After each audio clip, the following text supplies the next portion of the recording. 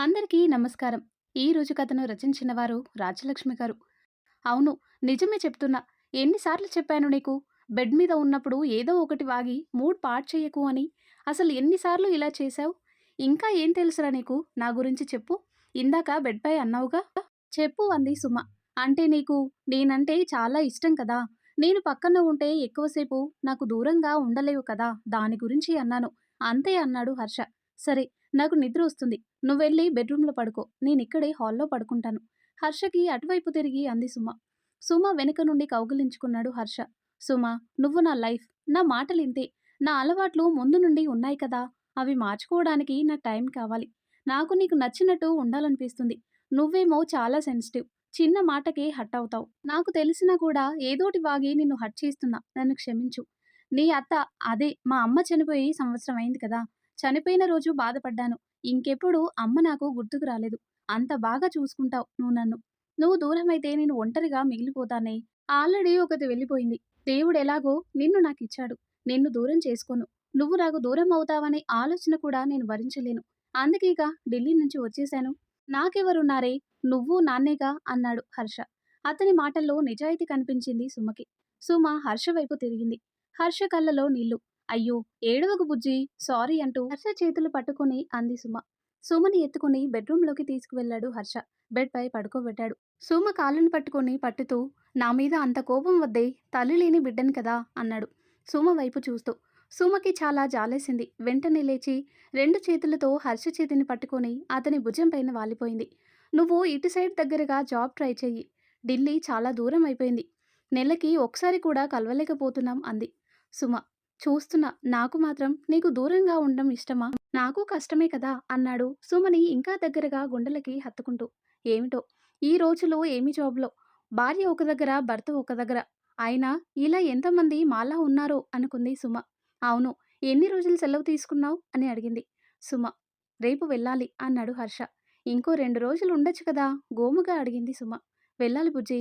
వచ్చే నెల అమ్మ సంవత్సరికానికి 5 రోజులు సెలవు తీసుకోవాలి కదా అన్నాడు. సరే పద.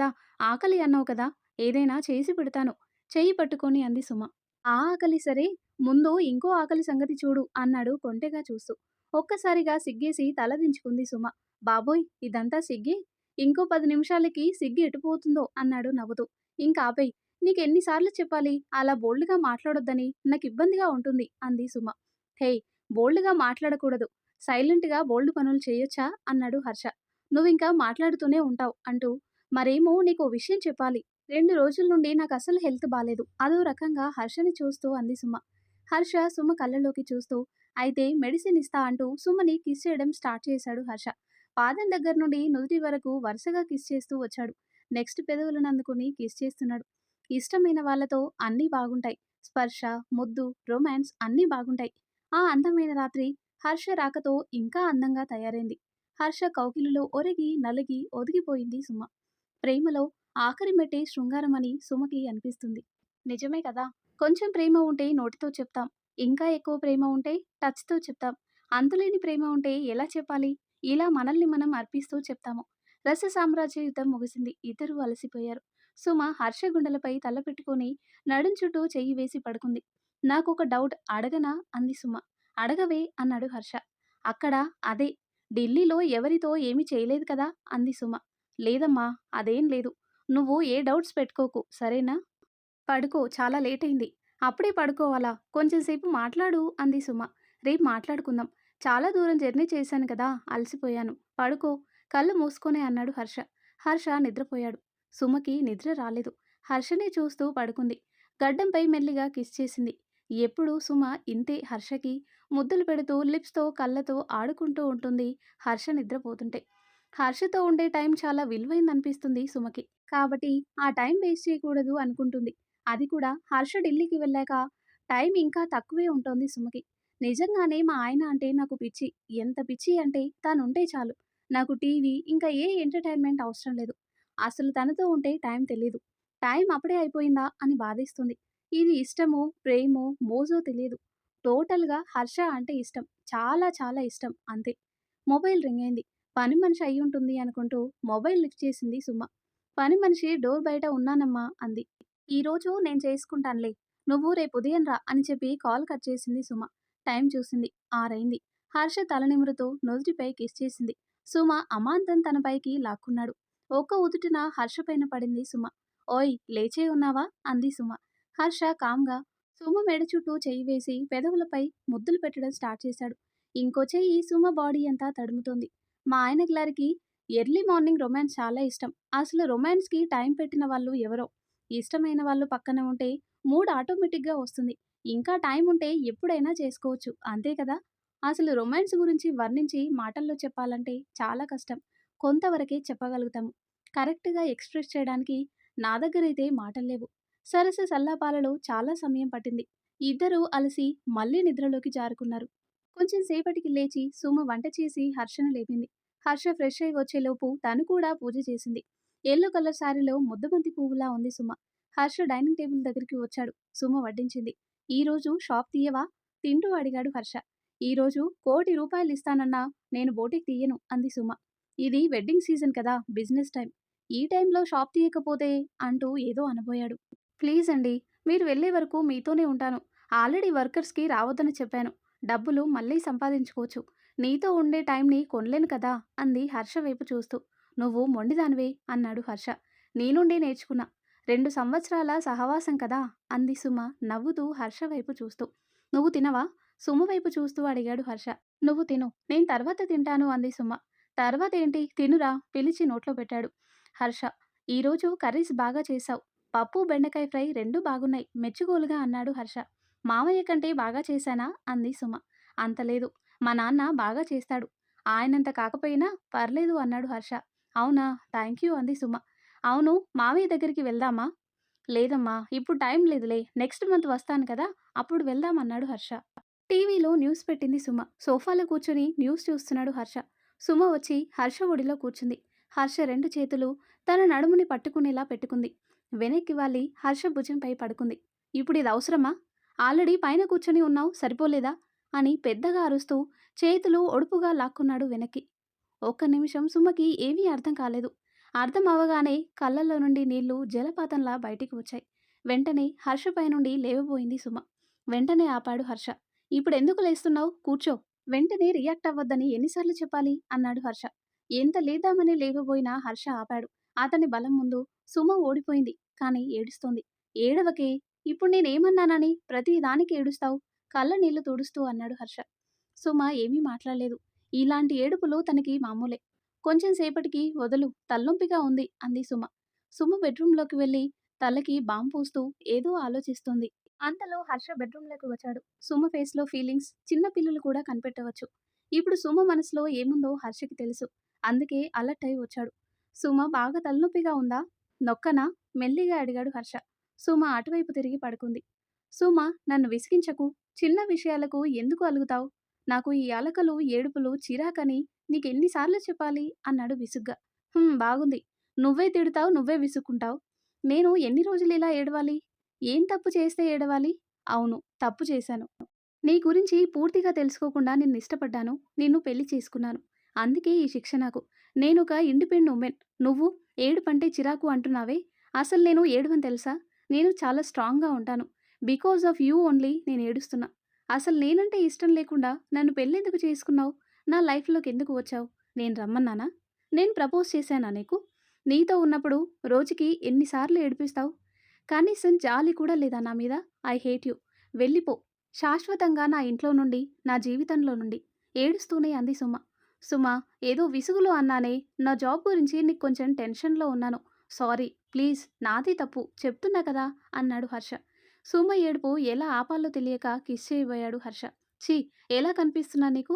నువ్వేం చేసినా కిస్ చేసి హగ్ చేసుకుంటే సరిపోతుందనుకుంటున్నావా అంటూ హర్షని తోసేసింది సుమ. వెళ్ళిపో ఇక్కడి నుండి ప్లీజ్ అంది సుమ. నేను వెళ్ళనే. ఆయన చిన్న విషయానికి ఇంత గొడవ చేయాలా అన్నాడు హర్ష. నీకు చిన్న విషయాలనిపించిందే నాకు పెద్ద విషయం. ఆయన నీలాంటి అమ్మాయిని చూసుకో నువ్వు. నీకు నేను సెట్ కాను అంది సుమ. సుమ, ఇంకా ఆపేయ్. ఇంతవరకు నువ్వన్న మాటలు నాకు ఓకే, కానీ నువ్వు వేరే దాన్ని చూసుకోలాంటి మాటలు మాట్లాడితే చెంప పగిలిపోతుంది అన్నాడు హర్ష. అయినా మొగుణ్ణి సుఖపెట్టడం తెలీదే నీకు. ఎప్పుడూ గొడవలు, ఏడుపులు. నువ్వు బాధపడి నన్ను బాధపెడుతూ ఉంటావు అన్నాడు హర్ష. నీకు పెళ్ళాన్ని సుఖపెట్టడం తెలుసా? సంతోషపెట్టడం తెలుసా? ఎప్పుడు నీ గురించి నువ్వు ఆలోచిస్తావు. నీ కంఫర్టబుల్, నీ జాబ్, నీ ఫుడ్, నీ నిద్ర. అంతేకాని నా కోసం ఏమైనా చేశావా? ఒక పువ్వు తెచ్చిచ్చావా? ఒక చీర తెచ్చిచ్చావా? కనీసం ఒక్క రోజైనా ఏడిపించకుండా చూసుకున్నావా?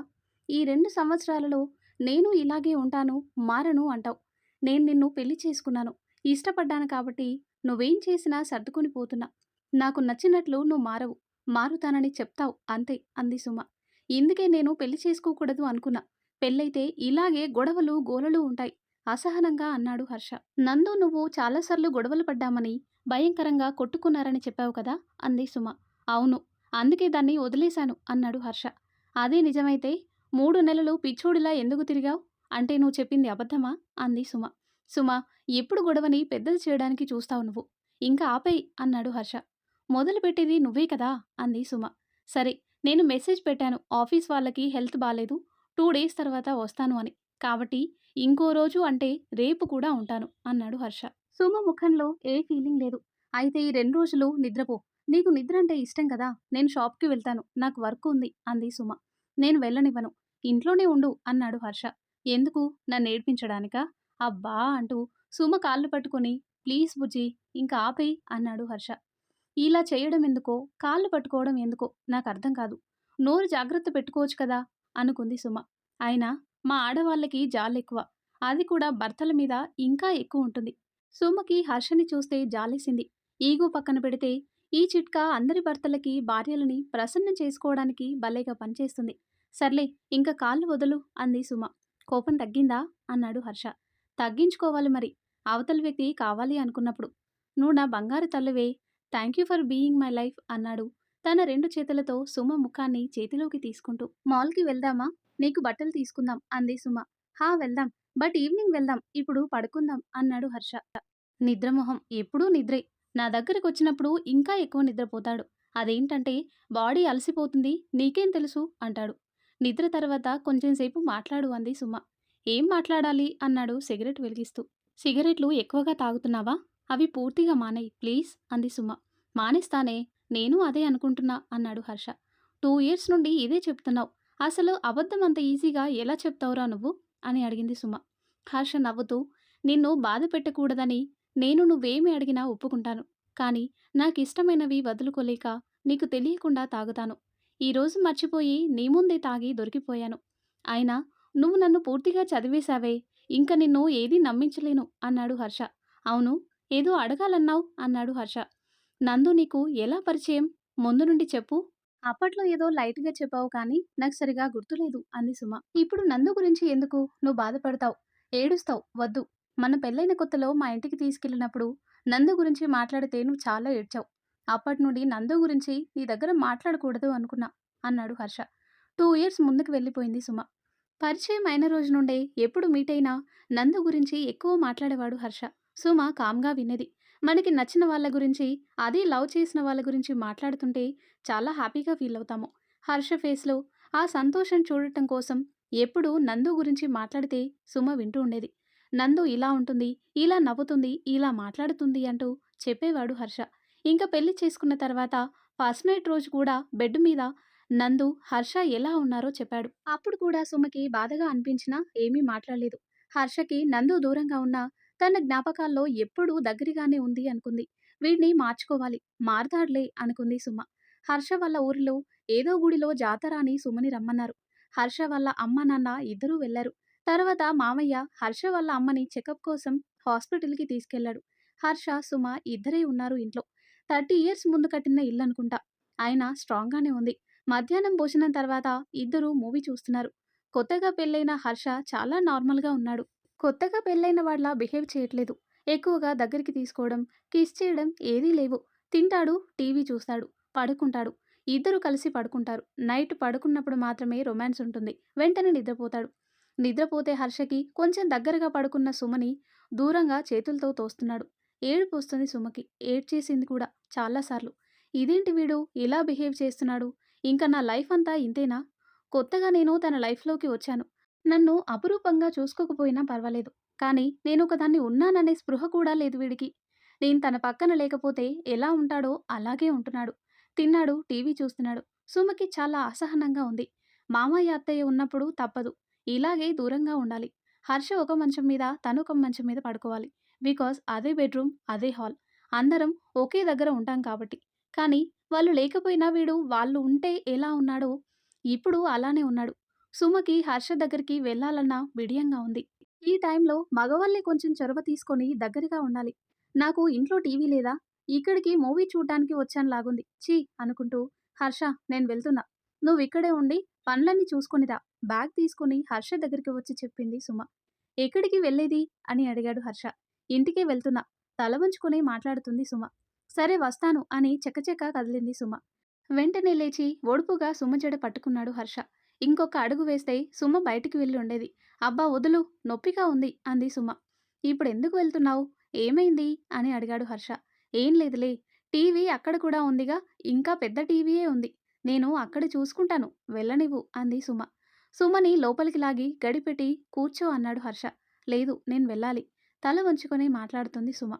హర్ష సుమ ఎదురుగా నించొని సుమ గడ్డం కింద చెయ్యి పెట్టి ముఖం పైకెత్తి సుమ కళ్ళల్లోకి చూశాడు. సుమ కళ్ళల్లో నీళ్లు. సుమ వెంటనే ముఖం పక్కకు తిప్పింది. ఎందుకే ఏడుస్తున్నావు? అర్థం కానట్లు ముఖం పెట్టి అడిగాడు హర్ష. ఏడవక ఏం చేయాలి? నేనొకదాన్ని పక్కన ఉన్నానని నీకసలు గుర్తులేదు. దగ్గరికి తీసుకోవు. కనీసం మాట్లాడవు. పెళ్ళయి నెల కూడా కాలేదు. పెళ్ళైన రోజు నుండి కూడా ఇలాగే ఉన్నావు. నేను అన్నీ నోరు తెరిచి చెప్పలేను. కొన్ని నువ్వు తెలుసుకోవాలి అంది సుమ. సారీ బుజ్జి అంటూ బ్యాగ్ తీసుకొని పక్కన పెట్టాడు హర్ష. టీవీలో సాంగ్స్ ప్లే అవుతున్నాయి. గోడ కానుకొని నించుంది సుమ. ఏంటో మనసులో ఎన్నో ఆలోచనలు. భగ్న ప్రేమికుడిని పెళ్లి చేసుకోకూడదు. వాళ్ళ మనసంతా ముందు ప్రేమించిన అమ్మాయి పైనే ఉంటుందిలాగుంది. అయినా 5 సంవత్సరాల ముందున్న అమ్మాయిని తలుచుకుంటాడు గాని పక్కనే ఉన్న నన్ను పట్టించుకోవట్లేదు అనుకుంది సుమ. హర్ష సుమ దగ్గరికి వచ్చి 2 చేతులతో సుమ ముఖాన్ని పట్టుకొని నుదుటి మీద ముద్దు పెట్టాడు. వెంటనే కళ్ళు మూసుకుంది సుమ. 2 కళ్ళ మీద ముద్దులు పెడుతూ బుగ్గలు, తర్వాత మెడ మీద ముద్దులు పెడుతూ లిప్స్ దగ్గర కిస్ చేస్తూ బెడ్ దగ్గరికి తీసుకువెళ్ళాడు. సుమని బెడ్ పైకి తను కూడా పక్కన పడుకున్నాడు. అంతా మోటు సరసం. నెక్స్ట్ సుమ వైపు తిరిగి కిస్ చేస్తూ కింది పెదవిని గట్టిగా కొరికాడు. వీడికి సున్నితంగా రొమాన్స్ చేయడం రాదేమో. దాదాపు 20 నిమిషాల రొమాన్స్ తర్వాత హర్ష పక్కనే పడుకుంది సుమ. చాలా పాత మంచం ఇది, కానీ టేకుతో చేసిందంట. చాలా గట్టిగా ఉంది అనుకుంది. సుమ హర్ష వైపు తిరిగి చూసింది. చాలా అపురూపంగా అనిపించాడు. రొమాన్స్ తర్వాత మొగుళ్ళ మీద ప్రేమ ఇంకా ఎక్కువవుతుందేమో మాలాంటి భార్యలకి అనుకుంది సుమ. సుమకి హర్ష మీసాలంటే చాలా ఇష్టం. నిజంగానే మా ఆయన మన్మధుడు అందంలో అనుకుంది. హర్షలో సుమకి నచ్చనిది అతని బిహేవియరే. ఇంకా శరీరంలో అయితే వంక పెట్టడానికి ఏమీ లేదు. హర్ష కళ్ళు మూసుకొని నిద్రపోయేటప్పుడు సుమకి ఒక మునిలా అనిపిస్తాడు. అది కూడా విశ్వామిత్రుడు. ఆ హైట్, ఆ కటౌట్, అబ్బా ఎందుకులే, వదిలితే మా ఆయనని పొగుడుతూనే ఉంటాను. అంత పిచ్చి నాకు వీడంటే అనుకుంటూ హర్ష వైపు చూసింది సుమ. హర్ష పైకి చూస్తూ ఏదో ఆలోచించడం గమనించిన సుమ ఏం ఆలోచిస్తున్నావు అని అడిగింది. హర్ష పైకి చూస్తూనే ఇదే ఇల్లు, ఇదే మంచం, నా ప్లేస్లో నేను, నువ్వున్న ప్లేస్లో నందు, ఇలాగే రొమాన్స్ చేసి పడుకున్నాం అన్నాడు. అప్పటి వరకు హర్షని ఆనుకుని పడుకుని ఉన్న సుమ వెంటనే బెడ్ కిందికి దిగింది. ఏమీ మాట్లాడలేదు. మౌనంగా ఉన్న కళ్ళు మాత్రం వర్షిస్తున్నాయి. ఒక 5 నిమిషాలయ్యాక సుమని గమనించాడు హర్ష. అంతవరకు సార్ వేరే లోకంలో ఉన్నాడు.